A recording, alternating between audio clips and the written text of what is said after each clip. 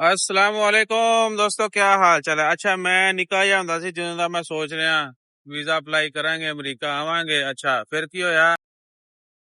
ਅੱਛਾ ਜੀ, ਫਿਰ ਮੈਂ ਅਮਰੀਕਾ ਆ ਗਿਆ। ਲੋ ਚੈੱਕ ਕਰੋ, ਠੀਕ ਹੈ। ਤੇ ਮੈਨੂੰ ਲੱਗ ਰਿਹਾ ਕਿ ਜਦੋਂ ਤੱਕ ਤੁਸੀਂ ਅਮਰੀਕਾ ਆਣਾ ਹੈ ਨਾ, ਬਲਕਿ ਜਦੋਂ ਤੱਕ ਤੁਸੀਂ ਵੀਜ਼ਾ ਅਪਲਾਈ ਕਰਨਾ, ਉਦੋਂ ਹਾਲਾਤ ਕੁਝ ਇੰਜ ਦੇ ਹੋ ਜਾਣੇ ਨੇ ਕਿ ਹਾਂਜੀ, ਜਦੋਂ ਤੱਕ ਤੁਸੀਂ ਵੀਜ਼ੇ ਅਪਲਾਈ ਕਰਨੇ ਨਾ, ਤੁਸੀਂ ਇੰਜ ਦੇ ਹੋ ਜਾਣਾ ਹੈ।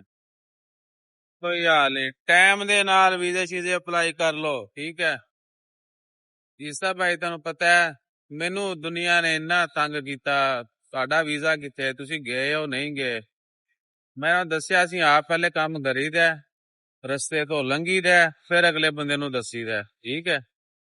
ਤੇ ਮਸਕਤ ਦੇ ਏਜੰਟ ਮੇਰੇ ਤੋਂ ਜਿੰਨੇ ਤੰਗ ਨੇ, ਸ਼ੈਤਾਨ ਵੀ ਕਹਿੰਦਾ ਹੈ ਆਪਸ ਵਿੱਚ ਲੱਗੇ ਰਹੋ, ਕੋਈ ਟੈਨਸ਼ਨ ਨਹੀਂ। ਹਾਂਜੀ, ਇਹ तो हो गया फनी पार्ट, ठीक है। तो पैन अगर आप विलिंग हैं, आपकी जरूरत है, तो आपने वीजा अप्लाई करना है, ठीक है।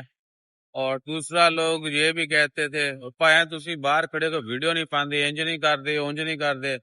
भाई हमें जितनी जरूरत थी या जो पर्पज था हमारा, हमने वही करना है, सही है। साडा इथे आगे कोई सैरो तफरी मेन जड़ा ना वो मकसद नहीं है, बिजनेस से।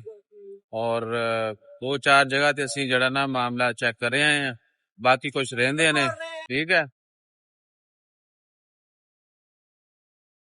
Hello everybody. ਇਹ ਨਾ ਮੈਂ ਇੱਕ ਵਾਰੀ ਡੋਗਰ ਸਾਹਿਬ ਦਾ ਕਲਿੱਪ ਬਣਾ ਲਾਂ, ਇੱਕ ਵਾਰੀ ਕਿਉਂਕਿ ਅੱਜ ਅਗਲੀ ਇੱਥੇ ਵੀਡੀਓ ਸ਼ੁਰੂ ਕਰ। ਹਾਂਜੀ, ਇਹ ਡੋਗਰ ਸਾਹਿਬ ਵੀ ਇਦਾਂ ਦੇ ਹੁੰਦੇ ਸੀ, ਬੁੱਢੇ ਹੋ ਗਏ ਵੀਜ਼ਾ ਅਪਲਾਈ ਕਰਦੇ ਕਰਦੇ। हाँ जी, है तो बड़ा यंग माहौल है। क्या हाल है आपका? वीजा नहीं अप्लाई करना, अमेरिका को नहीं आना, ईसा भाई से राब्ता मत करो।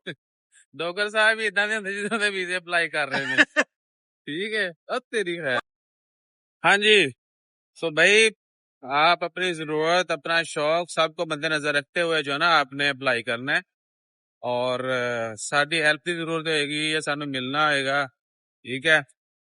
स्क्रीन पे नंबर लिखा हुआ है 0044474659 सिर्फ लिख के मैसेज करना है। और 12 अक्तूबर तो करना है, ठीक है जी, क्योंकि असि अगला हफ्ता इत्थे ही हाले। तो 12 अक्तूबर तो ऑनवर्ड जड़ा ना तुसी मैसेज करने ने, आओ वाओ शाओ हाई होला वॉइस मैसेज नक्को, ठीक है। रेट भी थोड़ा जिहा वधना है आपकी। हाँ जी, अच्छा जी। ते असि जड़ा ना मॉर्निंग वॉक ते जा रहे हैं। कई कहते सी ਉਹ ਜਿਹੜੇ ਨਾ ਥੋੜੇ ਕੱਪੜੇ, ਮੁਕਤਸਰ ਗਰੀਬ ਕੱਪੜੇ, ਗਰੀਬ ਲੋਕ ਜਿਹੜੇ ਕੱਪੜੇ ਬਹੁਤੇ ਨਹੀਂ ਪਾ ਸਕਦੇ, ਉਹਨਾਂ ਦੀ ਤੁਸੀਂ ਵੀਡੀਓ ਨਹੀਂ ਲਾਈ, ਕੋਈ ਹਾਲ नहीं ਤੁਹਾਡਾ। अच्छा, सो रिक्वायरमेंट अगर आपके जहन में आती है तो सबसे पहले थोड़े ये पैसे को 200-400 रियाल, 100 रियाल या सारा कुछ खुद ही करना है, तो 74 रियाल। और इन्फॉर्मेशन सारा कुछ दसिया है थानू पहले, हिम्मत हौसला, ठीक है।